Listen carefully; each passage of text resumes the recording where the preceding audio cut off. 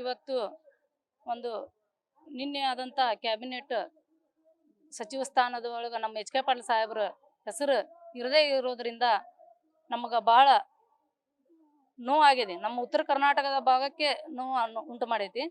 ಅದಕ್ಕೆ ನಾವು ಒಂದೇ ಇದ್ರೊಳಗನ ಲಿಸ್ಟ್ನೊಳಗೆ ನಮ್ಮ ಸಾಹೇಬ್ರ ಹೆಸರು ಬರ್ತೈತಿ ಅಂತೇಳಿ ನಾವು ಸಮಾಧಾನದಿಂದ ಇದ್ವಿ. ಈ ಎರಡನೇ ಅವಧಿ ಒಳಗನು ಒಂದು ಸಚಿವ ಸ್ಥಾನ ಕೊಡದೇ ಇರೋದು ಭಾಳ ಅನ್ಯಾಯ. ಆ ಅನ್ಯಾಯನ ಖಂಡಿಸಿ ನಾವು ಇವತ್ತು ಅವರಿಗೆ ಇರಲಾರ್ದಂಥ ಸಚಿವ ಸ್ಥಾನ ನಮಗೆ ನಗರಸಭಾ ಸದಸ್ಯರಾಗಿ ನಾವು ಮುಂದುವರಿಯಕ್ಕೆ ನಮಗೆ ಮನಸ್ಸಾಗ್ಲಾರ್ದ ನಾವು ಇವತ್ತು ಎಲ್ಲ 22 ಜನನು ನಗರಸಭಾ ಸದಸ್ಯರು ನಾವು ಇವತ್ತು ರಾಜೀನಾಮೆಯನ್ನು ಕೊಟ್ಟಿದ್ದೀವಿ. ಇದು ಪಕ್ಷ ಇದನ್ನ ಪರಿಗಣಿಸಬೇಕು. ಯಾಕಂದ್ರೆ ನಮ್ಮ ಎಚ್ ಕೆ ಪಾಟೀಲ್ರು ಒಂದು ದೊಡ್ಡ ಧೀಮಂತ ನಾಯಕರು, ರಾಷ್ಟ್ರ ನಾಯಕರು. ಅವರು ಪಕ್ಷದ ಒಂದು ಕೊಟ್ಟಂತ ಒಂದು ಯಾವುದೇ ಜವಾಬ್ದಾರಿ ಆಗಲಿ, ಹಿಂದೆ ಮಹಾರಾಷ್ಟ್ರ ಒಂದು ಉಸ್ತುವಾರಿ ಕೊಟ್ಟಾಗೂ ಕೂಡ ಅವರು ಭಾಳ ನಿಷ್ಠೆಯಿಂದ ಪ್ರಾಮಾಣಿಕತೆಯಿಂದ ಅದನ್ನು ನಿಭಾಯಿಸಿದ್ರು. ಅವರು ನೀರಾವರಿ ಸಚಿವರಾದಾಗೂ ಭಾಳ ಒಂದು ದಕ್ಷ ಆಡಳಿತಗಾರರಾಗಿ ಕೆಲಸ ಮಾಡಿದ್ರು. ಗ್ರಾಮೀಣ ಅಭಿವೃದ್ಧಿ ಸಚಿವರಾದಾಗೂ ಅವರು ಅವರದೇ ಆದಂಥ ಒಂದು ಕೊಡುಗೆಯನ್ನ ಈ ಕರ್ನಾಟಕಕ್ಕೆ ಕೊಟ್ಟಿದ್ದಾರೆ.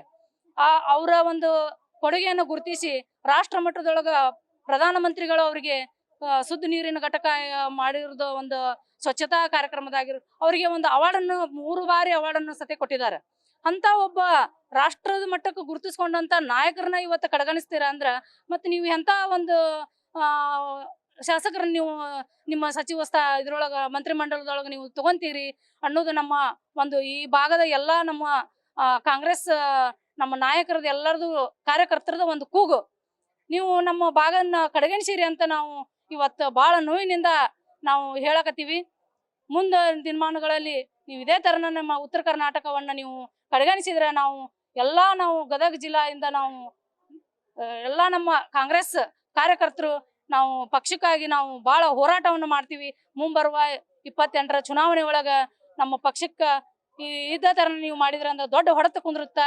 ಇದನ್ನು ತಾವು ಪರಿಗಣಿಸಿ ನಮ್ಮ ಉತ್ತರ ಕರ್ನಾಟಕವನ್ನು ನೀವು ಬಹಳ ಅತ್ಯಂತ ಗಂಭೀರವಾಗಿ ತಗೋಬೇಕಂತೇಳಿ ನಾವು ಎಲ್ಲ ನಮ್ಮ ಕಾರ್ಯಕರ್ತರು ನಾವು ಹೇಳಕ್ ಇಷ್ಟಪಡ್ತೀವಿ.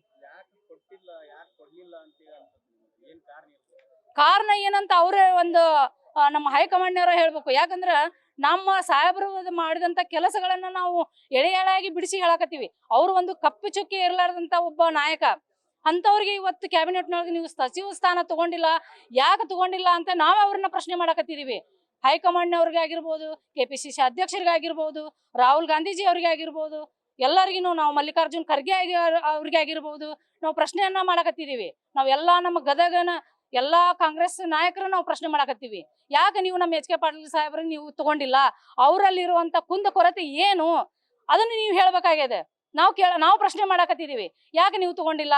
ಅವರು ಯಾವುದೇ ಒಂದು ಖಾತೆಯನ್ನು ಕೊಟ್ಟರು ಆ ಖಾತೆಯನ್ನು ನಿಭಾಯಿಸುವಂತ ಶಕ್ತಿ ಇರುವಂತ ನಮ್ಮ ಎಚ್ ಕೆ ಪಾಟೀಲ್ ಸಾಹೇಬ್ರು ಅವ್ರನ್ನ ನೀವು ಕಡೆಗಣಿಸಿರೋದು ಕಾರಣ ಏನ್ ಬೇಕು, ಕಾರಣ ಏನೈತಿ ಹೇಳ್ಬೇಕು. ನೀವು ಹೇಳಿ ನಮಗೆ ಇದಕ್ಕೆ ಉತ್ತರ ಕೊಟ್ಟರೆ ಮಾತ್ರ ನಾವು ಅಲ್ಲಿವರೆಗೆ ನಾವು ಹೋರಾಟ ಮಾಡಕ್ ಸಿದ್ಧವಾಗಿದ್ದೀವಿ.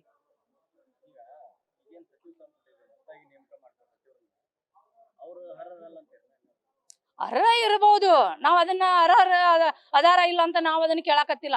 ನಮ್ಮ ಭಾಗದ ನಾಯಕರಿಗೆ ಸಚಿವ ಸ್ಥಾನ ಕೊಡ್ಬೇಕು ಅಂತ ನಮ್ಮ ದಿಟ್ಟವಾದ ನಿಲುವು ನಮ್ದು. ಅನುಭವ ಇರುವಂತ ಶಾಸಕರು ನಮ್ಮ ಸಾಹೇಬ್ರು ಅಂತವ್ರನ್ನ ನೀವು ಮತ್ತ ಕಡೆಗಣಿಸ್ತೀರಿ ಅಂದ್ರ ಮತ್ತೆ ಯಾವ ನಮ್ಮ ಭಾಗದ ಕೆಲಸಗಳ ಕಾರ್ಯಗಳು ಹೆಂಗ ಆಗ್ಬೇಕು ಅನ್ನೋದೇ ನಮ್ಮ ಒಂದು ನೋವಿನ ಸಂಗತಿ. ಶಕುಂತಲಾ ಅಕ್ಕಿ.